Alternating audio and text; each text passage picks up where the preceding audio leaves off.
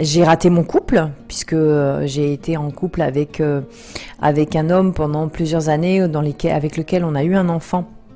Et ma vision de la famille unie a été ratée, puisque je suis partie, moi, après des années. Et moi, moi j'avais quand même le week-end où je faisais la fête, où je sortais tard avec lui, où on se couchait tard, dans une ambiance familiale terrible là-bas, parce qu'elle nous a même pourri la vie là-bas.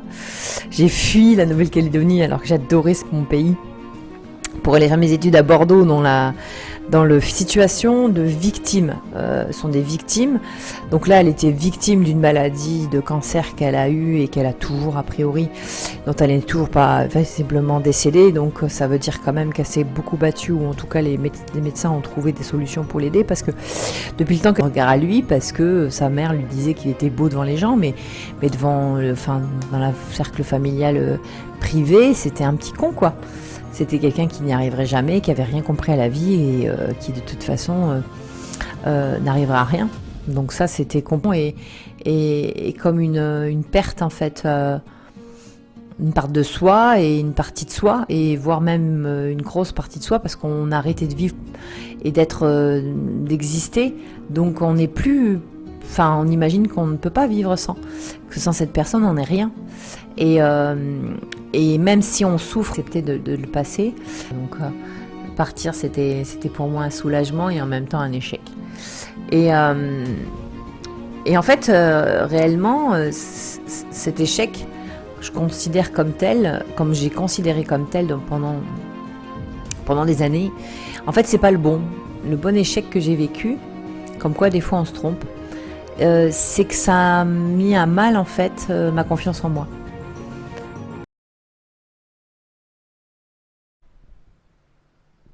Et bienvenue sur mes podcasts de JJ. Euh, je suis hyper heureuse de vous retrouver avec un peu d'absence depuis une dizaine de jours.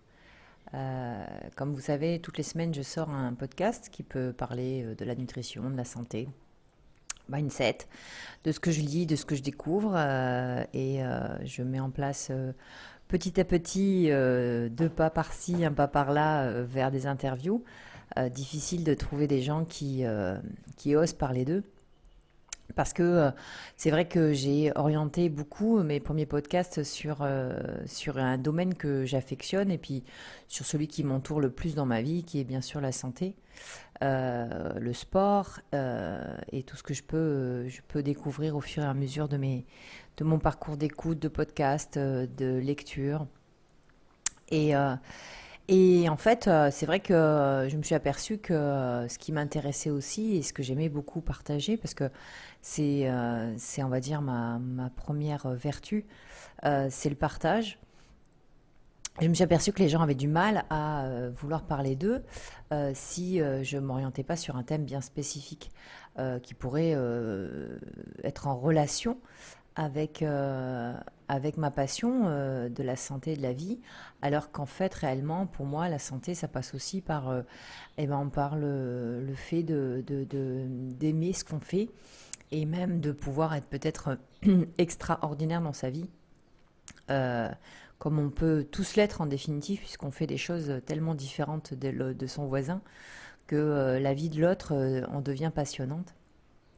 Donc j'espère pouvoir remettre ça en place et vous faire découvrir des gens, leur apprendre, leur permettre d'écouter mes podcasts, et puis les convaincre de nous en apprendre, pardon, et de communiquer le plus possible sur ce qu'ils ont et ce qu'ils vivent, les interroger sur des parties de leur vie. Et, euh, et d'ailleurs, je me prends de passion depuis peu, c'est un peu l'objet de mon podcast aujourd'hui. Je me prends de passion pour, souvent c'est comme ça, moi je suis quelqu'un qui aime vivre les choses à fond. Et donc, quand je tombe sur un podcast qui me plaît, ou quelque chose qui m'intéresse, je vais aller lire tout ce qu'il a fait, ou tout ce qu'il a écrit, ou tout ce qu'il a dit dans tous ses podcasts. Et en ce moment, j'écoute avec grande fidélité un podcast qui s'appelle Phoenix. L'échec mentionne très bien. Donc, je vous invite à aller écouter tous ces podcasts qui sont tous aussi originaux les uns que les autres, puisque cette personne a comme particularité d'interroger en fait des gens lambda, pour la plupart, hein, sur une partie de leur vie qui a peut-être été un échec et sur l'aspect amélioratif, on va dire le positif, qu'ils ont, qu'ils ont pu retenir et de comment ils ont passé cette épreuve. Et les épreuves sont toutes très originales. Alors originales ou en tout cas sur le papier elles paraissent on va dire classiques et en fait quand on les écoute on vit avec eux ou à travers eux des douleurs qu'on a pu ressentir ou alors on peut même s'identifier ou même découvrir des échecs qui sont très originaux. Moi j'affectionne, j'en ai affectionné plus d'une dizaine et tous sont extraordinaires, mais je pense que vraiment, c'est vraiment le type de podcast qu'il faut écouter quand on a le blues, quand on est comme moi dans une partie de sa vie où on se remet beaucoup en question. D'ailleurs, je me suis interrogée sur les échecs que j'avais vécus, en me disant, est-ce que j'en ai vécu qui m'ont permis de rebondir et au final, quelles ont été ma façon de gérer en fait ces échecs-là. Euh, et j'ai fait l'analyse de tout ça et parce que c'est vrai que comme je suis dans une période où je pense que, bon, peut-être parce que j'arrive près des 40 ans, mais même bien avant, j'ai eu une remise en question il y a quelques années de ça sur ma vie et sur ce que j'étais et ça m'a fait rebondir sur d'autres choses. Et tout ça pour dire quoi? Que en fait, j'ai voulu faire un bilan un peu des échecs que j'avais eus. Et au passage de mes souvenirs, de mes échecs, euh, j'ai, j'ai en fait remonté un passage de ma vie dont je parlais beaucoup à une période et que j'ai occulté après comme étant absolument pas un échec. Parce qu'en fait, je pense que, et c'est comme ça que le podcast m'a plu, à écouter ces interviews, les trois quarts des gens ont une vision de l'échec assez caractéristique. En gros, on n'atteint pas l'objectif pour lesquels on avait voué une passion ou une véritable ferveur. Ça, c'est celle qu'on connaît souvent. L'échec du concours, l'échec de sport. Hein. On devait réussir, je sais pas moi, un, alors un examen, une entrée dans une école et surtout en sport, c'est là où d'ailleurs, je pense que ce sont là où les gens vivent le plus d'échecs, qu'ils arrivent à le plus assumer ou pas. Bien sûr, plus le niveau est haut et plus c'est compliqué. Hein. On va au JO, on rate la médaille, c'est quand même très très dur parce que ce sont des épreuves qu'on a travaillé pendant des années. Mais ça peut être des échecs aussi professionnels, comme avoir une ambition sur la création d'une entreprise, l'échec d'être un meilleur employé ou d'avoir un objectif d'obtenir une promotion, voilà, l'écriture d'un livre qui en fait ne va pas se réaliser. Voilà, il y a eu tous ces podcasts là sont hyper passionnants. Je parle de cas concrets de ce que j'ai écouté. Et puis il y en a une partie qui m'a un peu plus interpellée, qui sont pas réellement des échecs, mais qui sont des petits moments difficiles à passer dans la vie, dans lesquels en fait on ne s'aperçoit pas que sournoisement on tombe dans l'échec. Ou sournoisement on va à l'encontre de ce que l'on est, ou on est dans le combat, ou tout doucement on devient en fait une personne qui est différente de celle qu'on voulait être. Et c'est un peu l'objet de ce podcast-là, c'est ce que je voulais vous donner comme introduction. C'était quand je suis donc revenue sur mon parcours, j'ai noté tout un tas d'échecs. Et les échecs en premier ont été le fait que j'ai raté mes concours d'avocat. Parce que je pense que je n'étais absolument pas du tout dans le contexte pour les réussir, et psychologiquement et physiquement. Et ensuite, il y a eu effectivement des échecs professionnel, puisque en fait j'ai voulu créer ma société avec une ambition d'aider les gens qui étaient en combat contre les assureurs ou qui avaient des difficultés après les accidents de la route, parce que j'avais travaillé énormément dans ce domaine-là et ça a été un échec parce que j'ai peut-être pas réussi pour des raisons X, Y à me vendre sur un sujet qui me paraissait particulièrement douloureux et compliqué à vendre de façon, on va dire, économique. J'ai raté mon couple puisque j'ai été en couple avec un homme pendant plusieurs années avec lequel on a eu un enfant. Et ma vision de la famille unie a été ratée puisque je suis partie, moi, après des années, et puis peut-être aussi lui qui ne m'aimait plus, enfin on s'aimait plus de la même manière, mais de toute façon on a décidé d'un commun accord à ce que ça se finisse. Donc c'était un échec dans lequel j'ai pas vécu l'échec de cette façon-là, mais n'empêche que voilà, j'ai voulu reconstruire une vie seule, et je m'en suis aperçue que vivre seule était très compliqué. Donc ça a été un échec sur des choses sur lesquelles je m'étais donné en fait des objectifs, et ça remplit effectivement la case de l'échec. Et il y en a eu un que j'ai pas vraiment vu, mais qui était plus sournois, dans lesquels en fait j'ai combattu contre une personne. Et ce sujet, je voudrais l'ouvrir avec vous avec toute humilité, parce que je pense il y a, et je vous le dis avec le cœur un peu serré, vous voyez, je pense que vous entendez au son de ma voix, que il y a des gens qui ont vécu ces moments-là, qui ont été très durs, et je pense que j'ai minimisé en fait l'impact que ça a pu avoir sur moi. Et c'est peut-être pour ça, et je parle avec beaucoup de cœur parce que je l'ai réalisé il n'y a pas si longtemps que ça. Je pense que c'est ça mon combat qui fait qu'aujourd'hui j'aime aider les gens et que j'aime partager et que je veux qu'ils avancent seuls et qu'ils arrivent à s'en sortir, parce que je pense que j'ai raté en fait un objectif inconscient auquel je m'étais posé. C'était d'aider en fait une personne que j'ai aimée du plus profond de mon cœur quand j'étais jeune. En fait, voilà, il y a quelques années de ça, et j'espère qu'il m'excusera d'avoir fait ce podcast, pardon.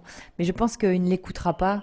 Je pense que mes podcasts sont très peu écoutés. Je pense qu'ils ont comme vocation à moi à me faire du bien. Et s'il y a des gens qui passent à travers ce filet-là de sécurité que peuvent faire tous ces Spotify, ces YouTube, c'est tout ça, parce qu'on n'est pas dans les normes et que donc du coup on vient pas dans les premières lectures des gens. Et s'il y en avait un là qui m'écoute maintenant, peut-être que cette histoire vous parlera. Si elle vous parle pas, ou en tout cas que vous la connaissez pas, je vais vous la raconter. Voilà, donc j'ai été pendant un moment avec quelqu'un quand j'ai commencé mes études d'université. J'ai rencontré quelqu'un qui était pour moi merveilleux parce qu'il avait beaucoup plus d'années que moi, donc un homme mature, et qui m'apparaissait par rapport à mon âge, par rapport à ma découverte de l'université, de cette liberté, de cette indépendance, cette maturité d'homme, etc. Et moi, ça me mettait en confiance. Et cet homme, qui était somme toute génial, c'était un garçon super, avait une très grosse difficulté dans sa vie, qui est un gros boulet. Il avait une mère qui était particulièrement, et qui est toujours d'ailleurs, particulièrement dure avec lui. C'était pas une violence physique, absolument pas, c'était une violence morale. C'était une femme et c'est une femme qui a un trait de personnalité très particulier, que j'ai en tout cas nommé comme un pervers narcissique. Alors, ce nom m'est pas sorti de manière complètement fou comme ça. J'avais un ami aussi à l'époque qui était un ami commun avec lui, qui avait pas mal d'années de bouteille et qui m'avait dit, tu sais, après autant d'années, de ce que tu me décris, je pense que ta belle-mère, c'est un peu une pervers narcissique. Et en fait, c'était une femme odieuse, mais d'une odieuse. Je pense qu'il n'y a pas d'autre mot. Et les premières fois où je l'ai rencontrée, elle a été arrogante, pédante, puante, ce que vous voulez, avec une force de caractère imposante physiquement, mais très imposante physiquement. et qui était horrible avec son fils. Elle a passé des heures et des heures devant moi à le rabaisser, à le qualifier de nul, de con, d'idiot. Et en parallèle, elle le décrivait vis-à-vis des gens parce que c'était une personne qui avait... Et en parallèle, elle le décrivait vis-à-vis des gens parce que c'était une personne qui avait énormément de vie sociale, qui était avec quelqu'un qui avait un haut grade d'armée, donc évidemment des relations, on va dire, des relations sociales qui étaient très importantes. Elle ne côtoyait pas n'importe qui, bien placée, etc. Et vis-à-vis de ces gens, c'était une femme extraordinaire. Alors avec une grande gueule, parce que je pense qu'on ne peut pas lui enlever son caractère, c'était quelqu'un qui s'imposait beaucoup, qui n'avait pas du tout de difficulté à parler en public, au contraire, mais qui était très appréciée. C'était une femme qui était toujours apprêtée, qui recevait bien, qui donnait qui faisait des éloges à n'importe qui venait, des éloges de son fils, devant nous, en disant mon fils il est merveilleux, mon fils il fait des études de droit, mon fils est beau, mon fils est... voilà. Et même avec moi, hein, devant les autres, elle était, voilà, ça c'est ma belle-fille, elle va faire des grandes études, elle va devenir avocate. La notoriété, le prestige, c'était hyper essentiel quand toi tu avais passé 2 heures à te faire pourrir. Parce qu'il faut savoir que on se faisait énormément pourrir quand on recevait des gens parce qu'on passait des heures à l'aider à ranger et des heures à refaire tout ce qu'elle avait décidé de faire de A à Z que c'était moi j'avais 18 ans, 19 ans. J'allais à la fac. Bon, je faisais des études et j'ai été plutôt bonne dans ces études-là, bien que c'était peut-être pas celle qui me convenait, mais on n'empêche que moi, je me suis mis bien en tête là-dedans et j'ai travaillé énormément. Donc j'ai essayé de l'aider lui à s'accrocher parce qu'il avait déjà raté sa première année.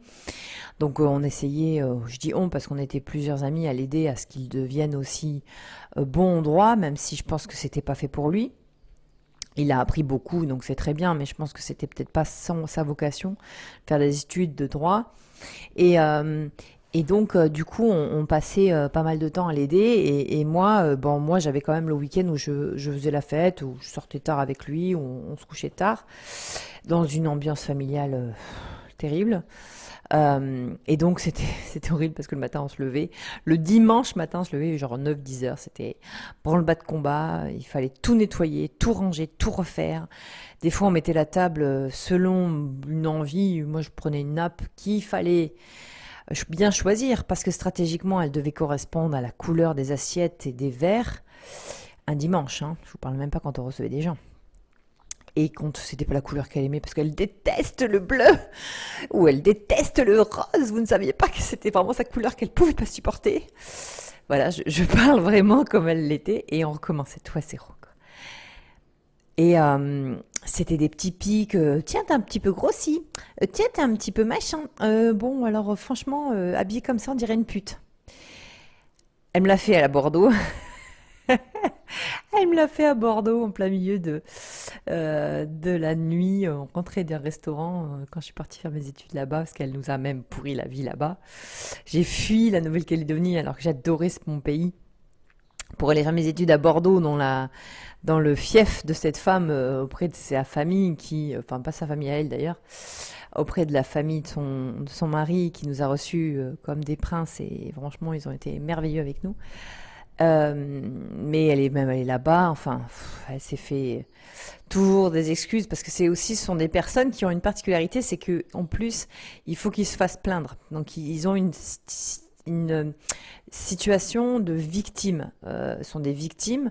Donc là, elle était victime d'une maladie de cancer qu'elle a eue et qu'elle a toujours a priori, dont elle n'est toujours pas visiblement décédée. Donc ça veut dire quand même qu'elle s'est beaucoup battue, ou en tout cas les médecins ont trouvé des solutions pour l'aider, parce que depuis le temps qu'elle devait mourir, tous les jours elle devait mourir, et tous les jours c'était l'excuse que comme elle devait mourir, il fallait l'aider à marcher, l'aider à se lever. C'était un poids pour lui aussi en tant que fils parce qu'elle l'abandonnait quand quand il est parti faire ses études qu'il a raté, qu'elle a voilà qu'elle l'abandonnait quand lui n'était pas là tous les soirs quand elle rentrait de Bordeaux et qu'elle venait le voir. Voilà que qu'on l'abandonnait quand on allait se balader un dimanche alors qu'elle ne pouvait pas marcher, qu'on l'abandonnait les soirs quand on rentrait pas manger avec elle parce que ben, son mari était occupé ou que elle se sentait seule et qu'elle allait partir, etc. Donc c'était atroce. Voilà. C'est une période de ma vie qui a été compliquée parce que en fait moi je pense que j'avais l'âge de me battre, de me contraindre à vouloir avoir raison, l'injustice, l'impossibilité de faire quelque chose pour que ce garçon, en fait, il arrive à croire en lui et puis à être vraiment beau à travers son propre regard à lui, parce que sa mère lui disait qu'il était beau devant les gens, mais enfin, dans le cercle familial privé, c'était un petit con, quoi. C'était quelqu'un qui n'y arriverait jamais, qui avait rien compris à la vie et qui, de toute façon, n'arrivera à rien. Donc ça, c'était compliqué, cette sorte de chaud-froid, ce côté un coup t'es beau, un coup t'es un sale con. Ouais, c'était vraiment une période un peu compliquée. Et je pense que l'échec que j'ai eu dans ma vie, c'était... En fait, j'ai pensé que c'était de l'avoir quitté pour ces raisons-là. C'est-à-dire que je pense que j'ai donné beaucoup de temps et de cœur euh, alors, attendez 30 secondes. Je pense que j'ai donné beaucoup, en fait, à ça. Et que j'étais pas... et que j'avais raté un peu cette expérience de réussir à l'aider à s'en sortir parce que je l'ai abandonné. Quand j'ai vu que de toute façon ma vie serait un enfer, parce qu'il aurait toujours contact avec sa mère, parce que paradoxalement, et la critique, c'est pour ça que je dis que je veux rester humble et je veux que vous le soyez dans ce discours, c'est que paradoxalement, ce garçon avait une impossibilité de couper les liens avec sa mère. Et je pense que c'est un peu la problématique du trouble de la victime, c'est que à un moment donné, on se retrouve dans une situation où on cherche en fait l'approbation, l'existence de ce bourreau pour continuer à vivre, parce qu'on ne peut plus vivre. En fait, notre vie n'existe qu'à travers cette personne. Et cette personne, si elle disparaît quelque part, on n'est plus ce qu'on est. On n'est plus rien parce qu'on n'a existé qu'à travers elle et on n'arrive pas à savoir ce qu'on est réellement. Et donc du coup, on ne peut pas vivre sans cette personne. Sa disparition est comme une perte en fait. Une part de soi et une partie de soi, et voire même une grosse partie de soi, parce qu'on a arrêté de vivre et d'exister. Donc on n'est plus... Enfin, on imagine qu'on ne peut pas vivre sans. Que sans cette personne, on n'est rien. Et, euh, et même si on souffre de l'avoir à ses côtés, et tout ça, je vous le dis avec beaucoup d'humilité parce que c'est ce que j'ai ressenti. C'est-à-dire que tant qu'elle n'était pas là, ben, j'étais un petit peu troublée.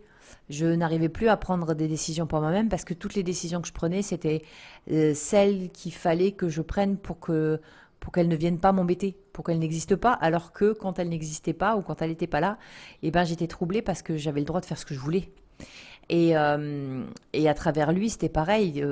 Jusqu'au dimanche où on pouvait l'avoir au téléphone, je commençais une nouvelle vie.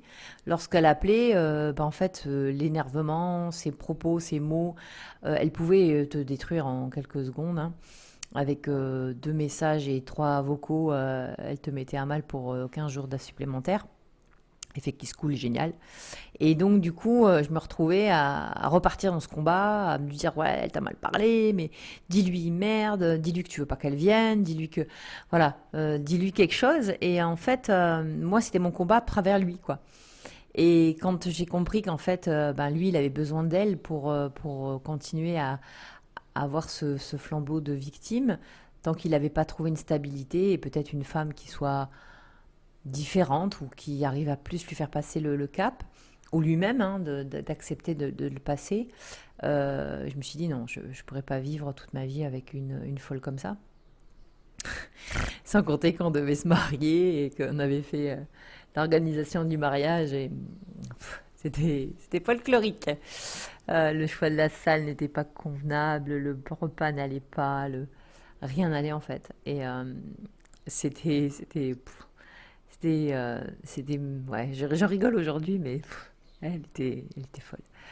Et, euh, et donc du coup, je l'ai quittée en sachant très bien que le choix entre elle et moi était définitivement pour elle et que je voulais pas qu'il prenne la décision de me rejoindre moi parce que je pense que j'avais lâché prise depuis quelques mois déjà. Donc partir, c'était pour moi un soulagement et en même temps un échec.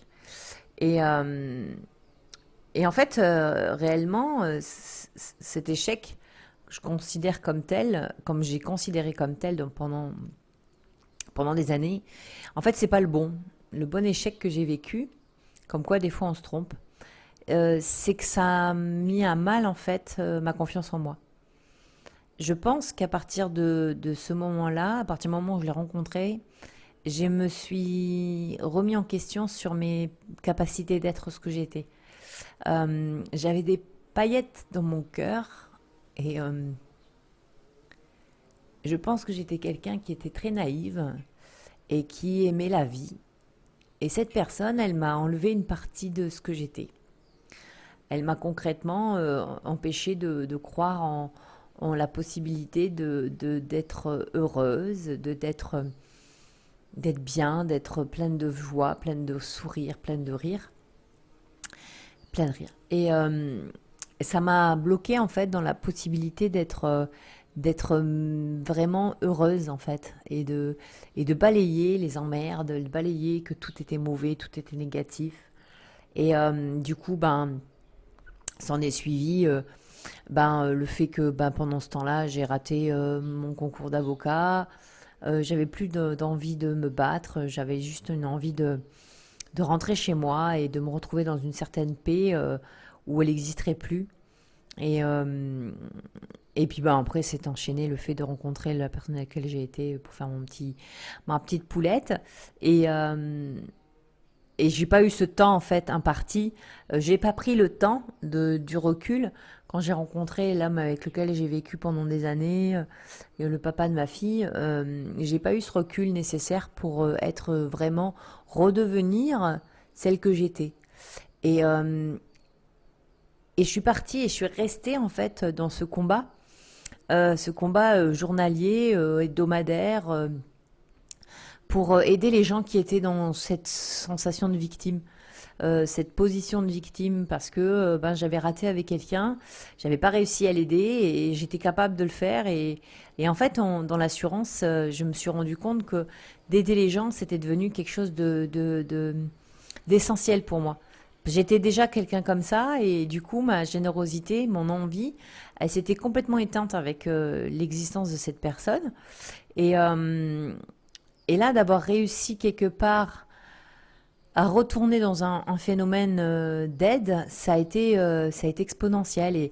Et le fait que je le fasse très bien, le fait qu'on reconnaisse la valeur de mon travail là-dedans, le fait que les avocats veuillent travailler avec moi, ça m'a induit en erreur dans la création de mon entreprise, dans l'idée de réussir à le faire à mon compte, de pouvoir continuer à aider beaucoup de personnes sans penser à le côté formel, matériel, comment vivre, comment gagner de l'argent, est-ce que ça allait être suffisant économiquement si j'allais pouvoir m'en sortir. Et puis les années ont peut-être aussi atteint mon couple dans ce combat, dans cette obligation pour moi de continuer à travailler dans ce monde-là et puis de m'en sortir et puis égoïstement et je pense que j'ai été loin de ce que la réalité de ce que j'étais c'est le véritable échec de mon couple et de ce que j'étais vraiment en croyant vraiment que j'allais trouver mieux ailleurs et que j'allais me construire seule comme j'avais pas pu le faire après mon premier échec de couple et mon premier échec d'aide on va dire dans la vie pensant que j'allais pouvoir m'en sortir toute seule puisque personne n'avait besoin de m'aider moi.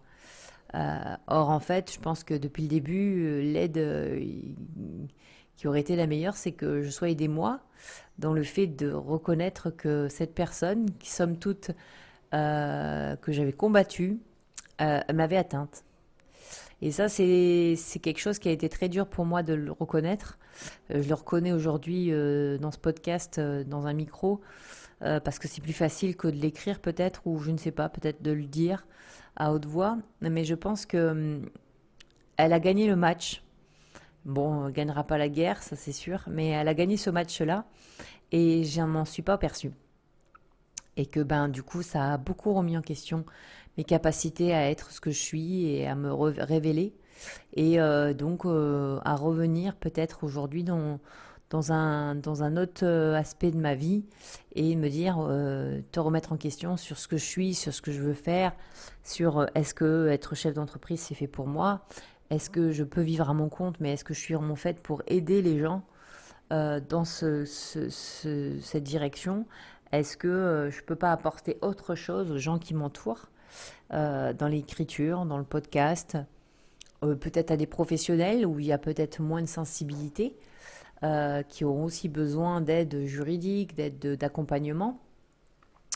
Et peut-être que c'est ça qu'il faut que je fasse. Peut-être ça peut être dans l'écologie, comme je travaille aujourd'hui avec ferveur sur un boulot qui est certes très alimentaire, mais qui me permet aussi de comprendre que ben, il y a pas de sous-métier et il y a du beau et du mauvais et du bon et du mauvais dans tout. Et, et c'est vrai que voilà, j'ai écouté ces podcasts et ça m'a fait un sort d'électrochoc de réaliser qu'en fait, l'échec, c'est pas toujours rater réellement quelque chose, un objectif qu'on s'est fixé. Parfois, l'échec, c'est aussi de ne pas réaliser ce à quoi on est fait depuis des années. C'est de passer à côté, en fait, de ce qu'on est profondément le plus et c'est de s'oublier. Voilà, l'échec, c'est l'échec de certains moments de sa vie, c'est se dire merde, je suis allé loin, trop loin par rapport à ce que j'étais. Et là, je me retrouve plus, je suis plus ce que je suis. Voilà. Donc du coup, ces paillettes-là, je les transmets quand je fais du sport, quand je motive les gens, quand je les aide à se défendre dans un cas. C'était ça mon plaisir. Mais peut-être que c'est aussi pour moi une façon à moi de me flageller et de me dire, toi, tu as pas bien fait, tu feras mieux pour les autres. Alors je pense qu'il y a un moment donné où il faut que je réalise, que je l'avoue, se battre contre ce genre de personnes, c'est se battre contre des gens qui sont malades. Et la maladie, bah, on n'a pas toujours des solutions en tant qu'humain. Et on peut se battre contre des gens qui en valent la peine, qui sont des gens merveilleux ou qui essaient d'avancer, mais on peut pas se battre pour des gens qui ne veulent pas le faire, puisque ce sont des gens qui ne reconnaissent pas d'être ce qu'ils sont. Et voilà. Donc j'ai pas raté en fait mon couple. J'ai pas raté de l'aider lui parce qu'en réalité, ben, il a trouvé une femme qui lui convient et il a réussi à s'en sortir différemment et à partir, mais avec une femme peut-être qui avait un caractère différent de moi, qui a pas cherché à se battre contre cette femme, mais qui a cherché certainement juste cherché à le prendre lui et partir avec. Et c'était peut-être ça que j'aurais dû faire. Mais bon, c'était pas la bonne personne. Et tout ce qui s'est enchaîné après derrière a été juste l'exemple type de ce que je n'ai pas réussi à moi, bêtement à faire pour moi-même, c'était de m'aider moi et de m'en sortir moi avant de réussir à aider les autres. Bien que je pense que je sois pas trop mauvaise dans ce chemin-là. Je pense que j'aide beaucoup et que ça, c'est ça qui me fait vivre et vibrer et que quand j'ai pu aider une personne, j'ai l'impression d'avoir décroché la médaille d'or des Jeux Olympiques.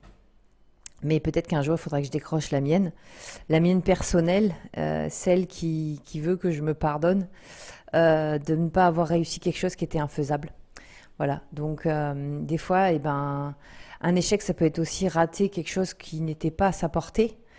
Et c'est pas de réaliser qu'on a été mauvais, c'est juste que l'objectif qu'on a posé n'est pas atteignable et pour personne parfois, et qu'on n'est pas plus on n'est pas plus royaliste que le roi, comme diraient mes parents, qui ont toujours ces petites phrases qui m'emmerdent.